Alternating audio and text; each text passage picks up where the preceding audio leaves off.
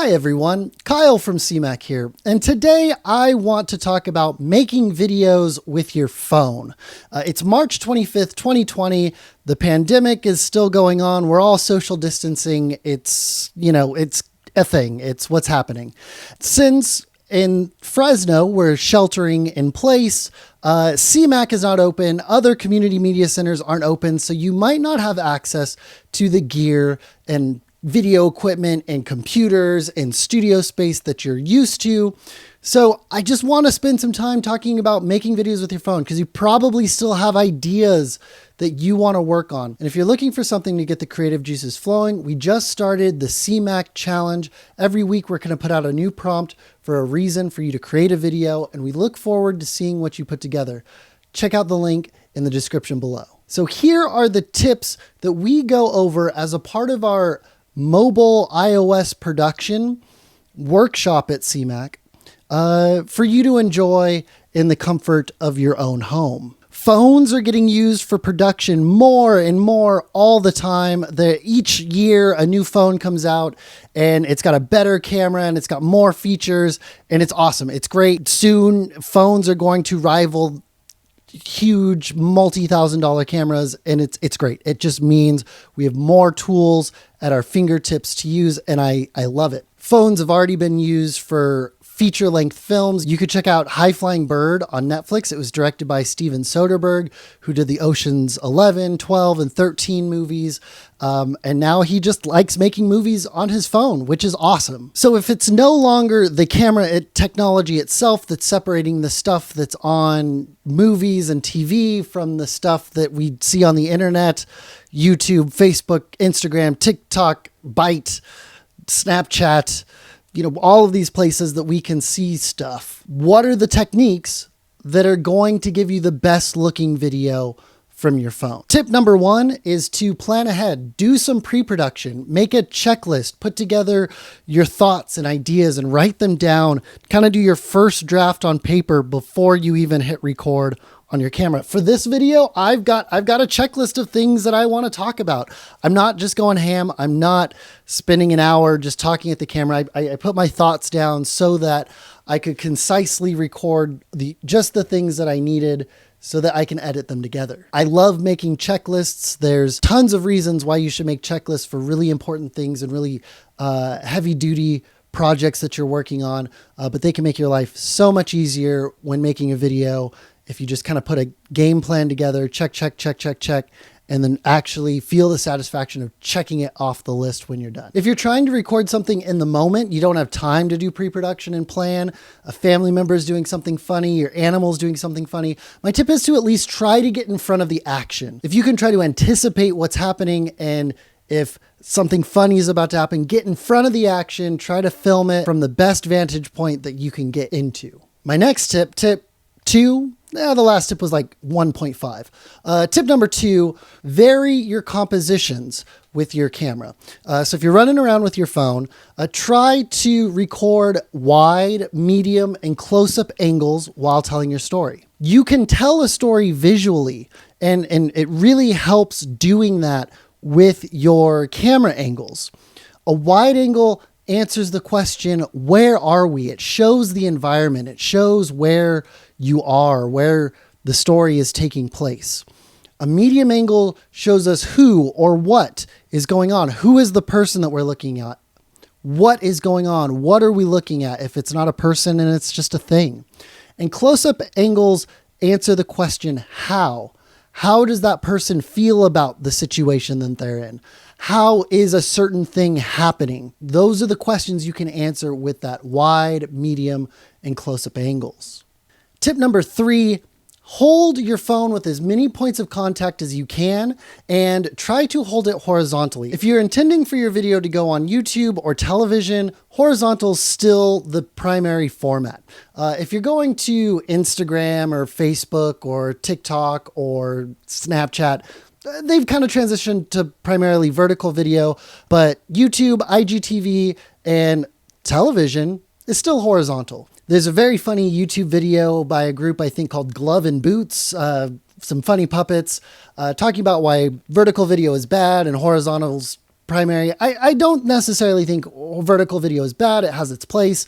If you know you want your video to be played on CMAC or other television channels, try to record it horizontally. That's going to give you the most flexibility for places to play it. So hold your phone or your camera horizontally. I have two hands on it. If I can rest a hand against a surface like a table or something, that's going to make it even more sturdy. Tip number 4 is lighting. Now, on a phone, you have tiny little lenses and tiny little digital sensors behind those lenses to capture light, because that's all a camera is a box that captures light. So try to get a nice bright spot. The sun is the biggest, brightest light that we have access to. So if you can be outside, social distancing, and utilize the sun and have that sun shine brightly on your subject and capture that with the camera. If you're indoors, I'm sitting next to a window. The light from the sun is shining in through the window and lighting me up. And then if it is nighttime or you don't have great window light, use a lamp. Use something a little bit lower than a ceiling light to get things a little bit lower and just get as close to it as possible. Light is softest when it is a big source and your subject is close to it. So I've got a lamp right here. I'm nice and close to it, and that's also lighting me along with the window. If you're telling a narrative story and not just nonfiction storytelling, you can use light to help tell your story. Film Riot has a great video. I'll link to it in the description if you're watching this on YouTube. Check it out. You can change the angle of your light to help supplement the story, and you can influence the way your audience feels about a subject or a thing or a person based on how the light is shining on that thing or person. All right, let's jump into some practical things. Now, I have an iPhone. Most of these ideas will translate over to Android phones as well, but I want to show you a couple of things that I do in my phone when I'm going to go film a video. Okay, so one of the things that I take a look at when I'm recording video is in the settings, and that's my frame size and my frame rate. So if I go into the camera section of the phone settings, and if you're in an Android device, I think you could just change these settings right inside the camera app. In iOS, it's in the settings app. So what I like to do is I like to take a look at my video and slow-mo resolution settings. So if I tap on record video, I'm presented with a handful of different frame rates and frame sizes, from 720p to 1080p to 4K, from 24 frames per second to 30 frames per second and 60 frames per second. So here's how I decide what frame rate and frame size I'm going to use.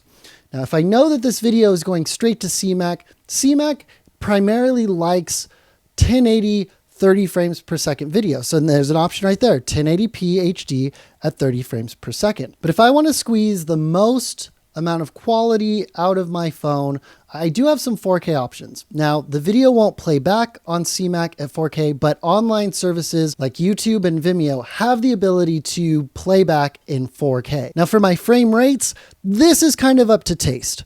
Movies are traditionally filmed and played back at 24 frames per second. So if I want my video to feel more like a movie, I'm going to select the 24 frame per second option. If I want my video to feel more like traditional television, talk shows, game shows, variety shows, I'll stick with 30 frames per second. If I want my video to feel more like modern television, I can also select 60 frames per second. Now, I can record at 60 frames per second and slow it down to 30 or 24 frames per second. If I record most of my video at 24 frames per second and record a segment that I want to be in slow motion at 60 frames per second, I can slow my video down 40%. And then if I'm recording at 30 frames per second and I want a slow motion option, I can record at 60 frames per second and slow it down to 50%.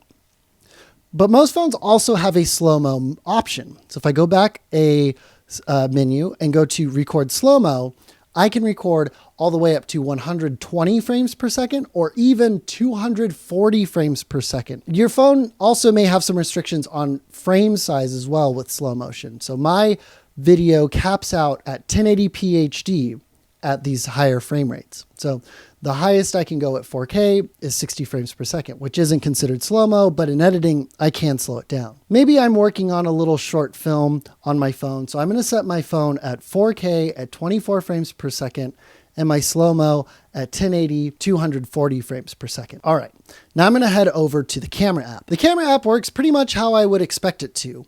It lets me switch between photo and video modes. It lets me switch between my different lenses. I have the iPhone 11 Pro, so I have 3 different lenses to choose from. I can go from a normal lens to a wide angle lens to a telephoto lens. Oh, that's very close. And I can return to the normal lens. Actually, probably the wide angle's a little bit better for this kind of scenario because I'm using a wide angle lens on the other camera. And yeah, I can record all of my video this way. Now, one of the things that I think especially iOS does on iPhones is it kind of makes videos just a little too bright. I like my videos a little bit darker, a little bit moodier. So all I have to do is tap and hold on the subject and wait a few seconds, or wait about a second for it to put a box on that area that you tapped on the screen. From there, I can swipe down or up to change the exposure, make the image darker or brighter. So I usually err on the side of making the image just a little bit darker than what the iPhone itself wants to do. I would often want to end up with an image that's a little darker than too bright. Once something's too bright and the sensor hits pure white, there's just no recovering that data. So I err on the side of being just a little bit darker than brighter. All right, that's it. Those are my tips for shooting better video with your phone. I'll have a tutorial coming up very shortly on how to record with an app called Filmic Pro. It's an app you can buy for both iPhone and Android phones to kind of pull even more control out of the camera in your phone. And then I'll have a tutorial on how to edit your video entirely from your mobile device using Apple's iMovie or LumaFusion. So look forward to those. Subscribe to the CMAC YouTube channel if you haven't already. Stay safe, wash your hands, and we'll see you next time.